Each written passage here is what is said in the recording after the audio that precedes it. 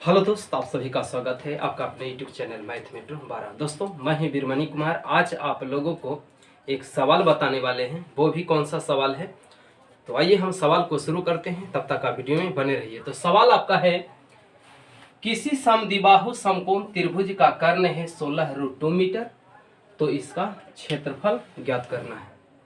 सबसे पहले समद्विबाहु त्रिभुज है, तो आइए हम समद्विबाहु त्रिभुज का सबसे पहले आकार बनाते हैं कि समद्विबाहु त्रिभुज कैसा होता है। समद्विबाहु समकोण, तो समद्विबाहु समकोण को पहले हम लोग बना लेते हैं कि समद्विबाहु समकोण कैसा होगा। तो समद्विबाहु समकोण हमने बना लिया। तो समद्विबाहु समकोण मने हुआ कि सम मने बराबर और वो भी दो भुजा बराबर, द्विबाहु सम मने बराबर, द्वि मने दो भुजा वाला। जिस समकोण त्रिभुज की दो भुजा बराबर उसे समद्विबाहु समकोण कहते हैं।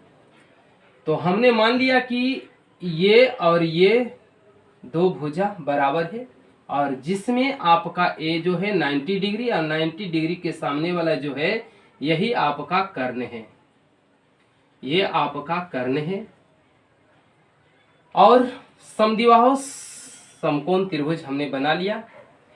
अब क्या होता है कि शीर्ष से सामने वाली जो भुजा होती है वो छोटी ए, और इसी प्रकार से ही शीर्ष के सामने वाला जो होता है छोटी सी।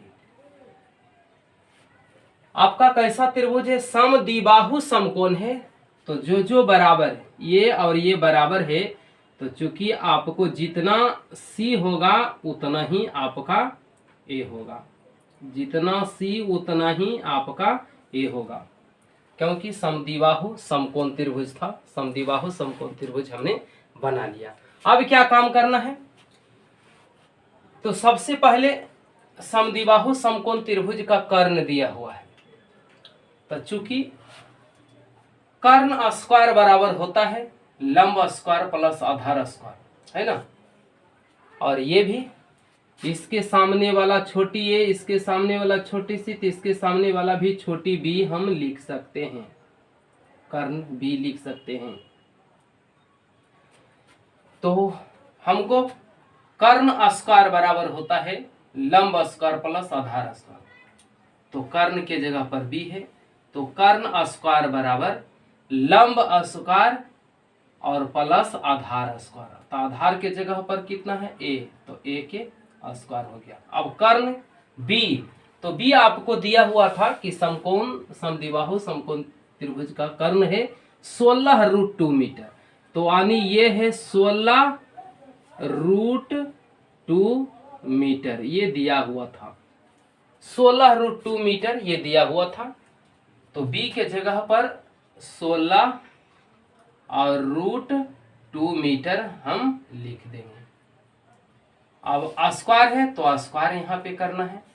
अब देखो क्या है, सी के जगह पर देखिए सी स्क्वायर प्लस ए स्क्वायर है, तो सी के जगह पर हम धर देता हूं ए को, क्योंकि जितना ए है उतना ही आपको सी है। तो आप सी के जगह पर ए भी धर सकते हो, या ए के जगह पर आपको सी धरना है तो सी भी धर सकते हो। तो सी के जगह पर हम ए धर देते हैं, तो ए स्क्वायर हो जाएगा, और पहले से भी ए स्क्वायर है ही। क्या काम किया? सी के जगह पर ए हम धर दिया, तो सी के जगह पर ए धर दिया। अब वर्ग था तो वर्ग भी कर दिए। अब 16 के वर्ग कितना होता है? 256, तो 256 देंगे। और रूट का वर्ग करते हैं तो रूट हट जाता है, जो रहता है वही होता है। तो रूट के अंदर 2 था तो 2 लिख दिया, गुना में था तो गुने कर दिए। अब कितना हो गया? एक ए स्क्वायर और एक ए स्क्वायर, तो 2 गो ए स्क्वायर हो गया, 2 गो ए स्क्वायर हो गया। अब क्या काम करना है? जब ए स्क्वायर निकालेंगे तो ई गुना में है तो ये सब चलाएगा कौन सी? भागा में, यानी 256 गुने 2, और ये बटा में चलाएगा कितना? 2 2 काट जाएगा, या तो आप यहीं काट सकते हो तो भी सही। अब कितना हो गया? ए स्क्वायर बराबर कितना हो गया? 256 था तो 256 लिख देंगे। अब ए बराबर निकालेंगे तो कितना होगा, रूट चढ़ जाएगा, क्योंकि इन्हें स्क्वायर था, जब स्क्वायर हटाइएगा तो इन्हें रूट चढ़ जाएगा। तो 256 के कितना हो गया, 16 मीटर था, तो आप मीटर दे सकते हैं। तो अब देखिए ए आ गया 16 मीटर, तो ए अगर 16 मीटर होगा तो सी भी 16 मीटर होगा, दोनों 16 मीटर। जितना ए होगा, अगर ए 16 मीटर है तो सी भी 16 ही मीटर होगा।